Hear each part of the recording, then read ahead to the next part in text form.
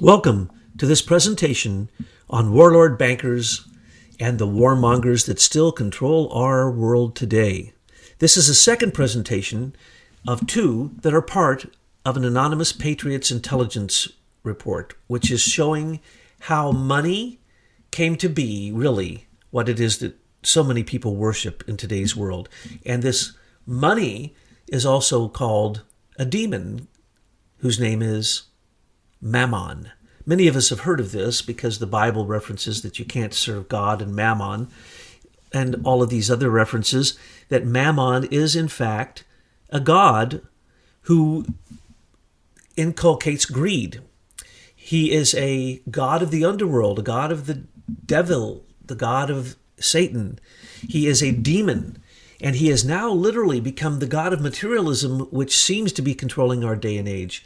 So the article that we're going to talk about is a brilliant article by Webster G. Tarpley, a fantastic historian and economist. Now, we agree with most of this article, but we had to summarize it, condense it, abbreviate it, so that it could then be presented in a fashion that it would go along with the narrative that we're presenting to you.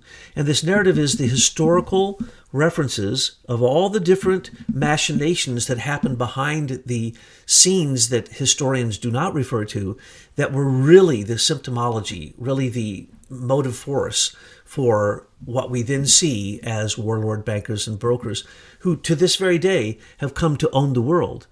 People don't understand that the bankers who are making derivative bets on commodities and markets get paid off before the rest of us. So if things crash, the bankers have set up their old schemes that go all the way back to ancient Babylon and the Hammurabi Code, when debt enslavement started, and when creditors, when people who loan money on interest, then have control over the cultural life and the people who get involved in them. So banks, from the beginning, were literally families who wished to control the scene of politics, of culture, of what the civil world was doing, as well as what the uncivil world, which is what they wanted, was doing, which is usually monarchs creating wars. And they are the financiers of these wars, and they still finance wars to this very day. And the machinations that have gone from Italian central banking into the machinations we have as central banking today, they're the same old tricks. It's a Ponzi scheme, and it can be broken. It can be defeated very easily. So we're going to talk about this article, and the article is called "The Venetian Takeover of English Banking" is the title of that particular chapter that we've written. And this particular article by Webster Tarpley is called "How the Venetian System Was Transplanted into England Against Oligarchy." Now, this was in the New Federalist on June 3rd, 1996, this article. And of course, Webster G. Tarpley is a PhD. He is associated with some people who usually, when I get to the end of their articles, they start to go a little bit awry. But in the beginning of their articles, these are people who have held high positions as economists and historians and have literally affected history in ways that I'm not going to go into, but they are very well known and very well respected. But because their view is painfully succinct and painfully a revelation for anyone who reads it that is still brainwashed by the history books, these are tough articles to get through. But once you read them and you get through them, and the way that we framed it for you, we show you who the characters are and we elucidate their history, and then you see that this fits into a very simple puzzle, and that this greed simply follows the 7 deadly sins path to hell. It's really very, very clear, because people who are evil are very clever, but they are not wise. And so they don't cover their trail very well. And that's what we're doing here, is we are hot on the trail of the people who have put us into debt enslavement here in America and throughout the rest of the world. So it is somewhat of a shock for people to be told that Venice has anything to do with the Bank of England. They would laugh at you. They would say, no, that's not true. And then you could point out that, well, it was King Henry VIII, King Henry VII, and many kings of England borrowed their money from Italian banks. And sometimes they were able to repay them, sometimes they weren't. Wars were able to happen simply because the Italian representative in England will stand behind a loan for another war. And as you know, history of Europe is just completely filled with one war after the next. It's as if they couldn't hardly have a period where a war wasn't going on, especially the English kings. And the English kings, which is not known, from King Henry VIII, basically was being told what to do by Venetian philosophers, by Venetian representatives from the Republic of Venice, and from other Italian bankers. And basically, these are central bankers who had more money. One family in one account had more money than the entire King of England had. King Henry VIII was poor compared to the Italian bankers. And they had already infiltrated on up through the northern part of Italy after the Crusades were over, because during the Crusades, the banks started in San Marco, in literally the square of Venice, and the church of San Marco. And on these benches, which is banco, which is the word for bank, these families started trading, but then they turned into basically usurers, people who loaned money with interest, which the Catholic Church couldn't. And so as the English king was looking at wanting to get married again to a woman who had been brought to him, who was a daughter of a major Venetian. Matter of fact, these Venetians had infiltrated by the time of King Henry VIII so thoroughly that basically all the banking of England was done through Italian bankers. And they were fighting to make sure that the King of England stayed in a war with either France or Spain or someone, and always in opposition to the Pope of Rome, the Roman Catholic Church. So when King Henry VIII was dangled Anne Boleyn in front of his eyes, it was Venetian representatives who supposedly were Catholic, but really weren't. They were hidden Protestants. They were certainly against the Catholic Church, who were the advisors to King Henry VIII, said, "Oh, that's not a problem. You were never really married." And so they used some fancy footwork for ecclesiastical rules to make sure that the Roman canon was ignored in the case of King Henry VIII, and he married one after the next. But at the same time, the coup d'etat was complete in that, at that moment, they not only convinced Henry VIII to become like the central banks of Italy, which had a doge, which was basically the ruler of the city, and the city was a republic, and each city stood on its own and basically did not have a monarchy. And this doge was not a monarch. He was the representative in a republic of the oligarchs, of the bankers and the merchants and all the rich people who were part of a committee that was sometimes a committee of 300, sometimes, and then there was always a committee of 10 and a committee of 3, and the committee of 3 had ultimate power to do whatever they wanted, basically the same thing that a king would have, except that the oligarchs were willing to give up their power to a central figure.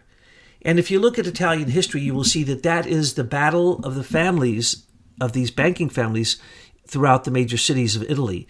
And it is most interesting to see that when they failed, they basically caused the failure of Europe. And at the 30 Years' War, when the Protestants and the Catholics were in war, which was started by the bankers, the Italian bankers, and basically they were funding both sides and making profit hand over fist. So when these wars were started, they decimated Europe. And these effects of wars literally became the common practice of banks. It's the cost of doing business, as it were. It was nothing for them to think, England has stopped its war with France, we need to get them into a war with Spain. And this is the way that it worked. So the Venetians themselves in England at that time had already infiltrated. The Venetians and the Italian bankers had moved up through Italy into Europe, and they had moved into Germany. Many of them had changed their Jewish names to nice German names. And the Fuggers and the Berengers and the Rothschilds basically controlled European economy for hundreds of years, literally a few families. And these bankers in Hamburg, and part of the Hanseatic League, the trading league, they moved into Holland, and there they became incredibly powerful. And England saw what Holland was doing and said, we're going to do the same. So the Dutch East India Company became more powerful than the Dutch themselves. Literally, when the Dutch East India Company, after hundreds of years, finally folded into Holland's holdings, the colonies of the Dutch East India Company made Holland one of the greatest nations in the world at the time. And because they had turned their merchant trade into slave trade and into fleecing nations, and they had turned their merchant ships into military ships, and they literally were pirates on the sea in a war with the Germans, the Spanish, the Portuguese, and the English. And that's why these wars continued, because they were always fighting over trade, over silver, over gold, over banking controls of who had the money, what the money was worth, who loaned the money, how much interest was on it, and what money was needed to start a war and what money was needed to finish a war. So when it came to war, which is what usually we hear cited in the history books, we never hear of the bankers who started those wars, funded those wars, and profited from those wars. And that's what we're showing you in this intelligence report. And particularly what Webster Tarpley is showing is that with King Henry VIII, he not only became a republic that got away from basically being a monarch, he got to do whatever he wanted, but he turned the control of the economics and the politics and basically the foreign policy over to Venetians. And so he got all of his capricious desires given to him, and that's the reason that he was such an out-of-control monarch. But again, monarchs believe the divine right of kings, and the divine right of kings makes them think that they are higher than other people. Well, the republic system of central banking of the Venetians said that the king isn't the king. He can be a figurehead. He can lead. He can be this beautiful example of the way he cooperates with the oligarchs who are all around him, the merchants, the bankers, the rich elite. We'll call them oligarchs. So it was a doge and the oligarchs in a republic. But Henry wanted to be a king and still have a kingdom, but let a Republican group of committee members, which we now call the members of Parliament, the House of Lords and the House of Commons, let them exist to give advice and that they were supposed to rule. Well, that's what the British try to tell us they are now, but that's not what happened. What really happened is the king said, forget it, I'm going to be the king and I'm going to do whatever I want, and I'll end Parliament. I'll do what I'll obey Parliament or not, depending upon my whim. And this was not what the Venetians wanted. And so there was, in the end, an overthrow of the monarchy. And when William and Mary were asked to come back to England, it was only after the Cromwell family, multiple members of the Cromwell family, had literally became the Doge of England, with literally a central bank and a group of 10 and a group of 3 that ruled with Cromwell. And so during the time of the Cromwells and their effect, because they also controlled kings and queens, they were all Venetians. And Pole, their chief advisor, a Venetian. When you look closely, you'll find that the major figures behind the monarchy were Venetians. They were the powerhouse. And they of course, married into certain families, which are mentioned in the articles. Families, again, you won't know those names.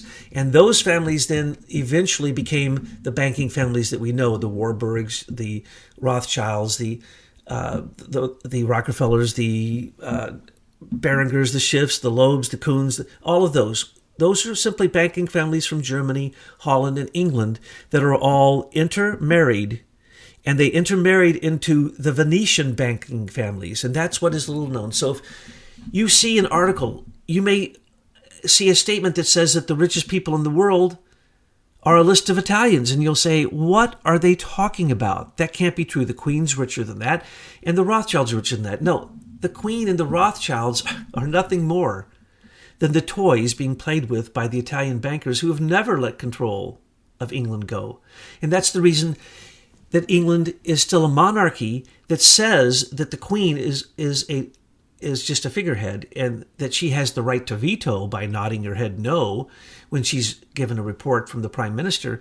But in fact, she's not supposed to be the ruler of that nation. Well, that's because the republic model has been brought in, and literally non-English monarchies, they brought in a German family through William and Mary, and now we have Germans who sit on the British throne who act as a Venetian Republic that are controlled by the Privy Council, that would be that group of oligarchs, and the parliament is nothing more than a joke. That's the way it's always been. The Queen can disband Parliament. Still to this day, she has the power to do so.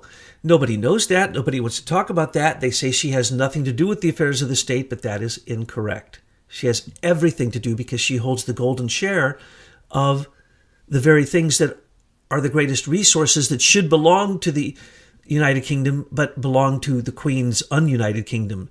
It's just her kingdom. And it will be, of course, passed on to the next person in this fake lineage. As a matter of fact, those lineages aren't true because they've been so crossbred that you can't actually state that the monarchy of England is who they say they are. And that doesn't really matter anymore anyway, because this fleecing of England has taken the money out of England and the United Kingdom 54 Commonwealth nations and put it into offshore accounts owned by the Queen, the Privy Council, and the elite. Anyone who's knighted then has to take a vow to the Queen. And what is the rule in England? You cannot talk about the Queen's business. And where does the Queen keep her money? The Bank of England. Well, what is the Bank of England? It's a central bank. Who runs it? Her appointee. Who's the appointee? No one knows. Well, we all know. It's Sir Evelyn de Rothschild. But the point is, you're not supposed to know, and he'll never admit it, even if you ask, and she'll never admit it. So the Bank of England is not an open bank. It is a bank based upon the Rothschild fiat currency, which is a fake fiat currency because there isn't enough gold in the Rothschild a bullion vault to cover the fiat currency being used by the United Kingdom. So what you have there is the same old central bank Ponzi scheme, fractional banking, fractional lending, where the bankers get to do whatever they want, legal or not. And the Venetians, when they saw that their nation was faltering because they were simply a nation of sea merchants on an island that was subject to flooding and many other things, they started to falter, and they moved out of Venice. They saw England as the best new home. And in fact, they went and they took over England, and they still control England to this very day. And they control the Bank of England, and no one can look at their books. No one can look at the Queen's holdings. And when the Queen tells you she's worth $400 million, that's a joke. That's what she carries in her purse. All she has to do is carry the golden share. She has golden shares in Lockheed. She has golden shares in BP, in BAE, in everything. You cannot hardly name anything that the Queen doesn't have her fingers in. And if it's very powerful, if it controls either the military or uranium, nuclear power, or anything of great value, she owns a golden share. She owns that company, whether you like it or not. And the golden share is a very fancy form of trickery that no one can even describe to you because you can't discuss the Queen's business. So this is a system even better than what they had in Florence with the Medici, with Machiavelli being there. And it still goes on to this very day. It is a sham that any monarchy continues into the modern day with the concept of the divine right of kings, and or that lineage, that dynasty, is any more important than the family who runs the bread shop down the street. That is a complete myth. It is what has led in the past to tribalism, to animism, to basically non-stop tribal wars. And because England still recognizes that, and England still wishes to control America, and the Venetian Anglo alliance now drops the Venetian connection so that it can be completely hidden, and it's just the Anglo-American alliance. Complete dominance of the world through the Anglo-American alliance. Well, this is being controlled not by the British. That's why Britain is being sold out in this invited invasion of migrants, supposed migrants, into their country, until the English people have no rights whatsoever, and the migrants have the right to kill them, and then they can be released the next day if necessary. And you can't say anything bad about these invaders in Britain, and free speech is gone. If there was a true monarchy looking out for their people, that couldn't happen. But the monarchy of England is the globalist central banking philosophy and ideas that came out of Venice and worked through Central Europe and into what we call the City of London, what is called the City of London. And in that part of London, which is completely independent from the rest of London, the evil banking still goes on to this very day by the same evil banking families. And some of them still use their Italian names, but now they hide behind other names like, Spencer is one of them, and Percy is another one of them. And these British families that if you were a Brit and you knew British history, you would find, you would say, oh my goodness, well, they are the highest of ethical families. They are the top notch that there can be. Nothing could be any higher than them. They are knighted by the king, by the queen. They are knights and ladies. They are members of the Order of the Garter. They're members of the Holy Sepulchre. They're Knights of Malta. They can't be bad. Each one of those organizations I just mentioned was basically a banking organization. The Knights of Malta is the biggest insider trading group in the world, and it has the prior monarchs and the current monarchs, as well as the richest people and most powerful people in it, and they all take fealty vows to the Pope. And essentially they run their money through a fake philanthropic charity called the Knights of Malta, and they use the Vatican Bank, to launder money under the auspices that they're helping people. But you can't find anybody the Knights of Malta have ever helped. But when you look at the list of the people who are in it and their claims of the money that they donate, no, that money comes back to them with interest. So anytime you see a British setup, it's using the old central bank methods of Italy. And these methods have so many scams and so many tricks built into them that you cannot even comprehend it. For instance, when they created Serco, which is a company that's basically does more service for America than any other company in the world, even especially American companies. You can't combine 10 American companies that have the contracts that Serco has. It's British owned. But when they founded Serco with like 4 or 5 different companies with different names. Some of them have Serco, some of them don't. Because their companies simply, they don't go bankrupt. They just default. And then they take all the assets and move it into other companies. This is the British way. And nobody knows how many companies there are behind any one company. So you can't trace it for taxes. The profits go into offshore accounts. And the people who run them, like Sir Mark Malloch Brown, or Sir Geoffrey Patty, they are literally in charge of so many companies, so many corporations, that if they they have more corporations than there are days in the year to go to. They can't possibly run those companies. So what is it? These are forms of dynasties that have been created 600 years ago. And these dynasties continue to this day. And they have so many banking machinations and so many brokers and so many asset management companies and so much gambling in the market and derivatives and everywhere else that they cannot possibly lose. There is no such thing as a warlord banker not rejoicing over the next war. And warlord bankers get in on all wars. And that's the reason that we even have here in America, the Congress and the Senate voting that Trump can't stop war. They won't let him stop war. They won't let him pull out of Syria. They tell him they're going to put forth a bill saying you can't do that.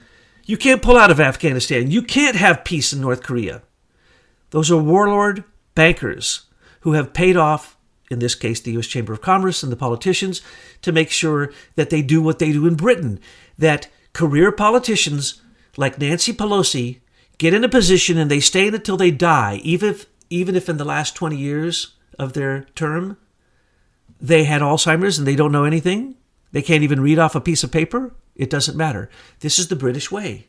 And the other British fact is that they have committees that no one knows who's on them, and those committees have monopolies. Well, that's what we have here too. So we have followed the Venetian way, and the Venetian way is the Babylonian way. And the Babylonian way worshipped demons and made human sacrifice and believed in usury and believed in debtor's prison and allowed the banks to take over, well, what we call nations, but to take over entire kingdoms of the time. And it's still going on to this very day. In America, you might think we don't have a monarchy, but we do. That's called the White House and the justice system that backs up what they do. And you might think that we don't have landed gentry and that we don't have lords and ladies, but we do. They're called the senior executive service members. They can't be fired once they're hired. And they have the best benefits in perpetuity. And they usually put their children, who they call princelings, into their major positions after them and place them in major boards, even in countries that are our enemies. Well, that's exactly what Machiavelli did. That's exactly what Florence did. That's what the Medici did. That's what the Bardi and the Peruzzi and all of the Italian families were involved in espionage, in infiltration, in subterfuge. And so industrial espionage started with banking espionage because you needed to know what was going on so that you could make your bets with your loans so that you didn't lose. And mind you, the banks seldom lose now, do they? Whether it's America or Britain or anywhere with a central bank, they seldom lose. So what we have to do here is thank Mr. Tarpley, because what he has pointed out is that the Republic of Venice took over the monarchy of Britain. And that to this very day, that is what is going on in Britain. And that system of the Republic spread to America through the Anglo-American alliance. And it spread throughout the rest of the world through the kingdom upon which the sun never sets. So the Venetian bankers have influence that we cannot possibly comprehend. So when I say warlord bankers and brokers and warmongers, I'm talking about both the hidden bankers, the overt bankers, the central bankers, and the asset management companies and all the corporate companies that they have created to hide who they are. But in these articles, we reveal who they are, and they can't hide.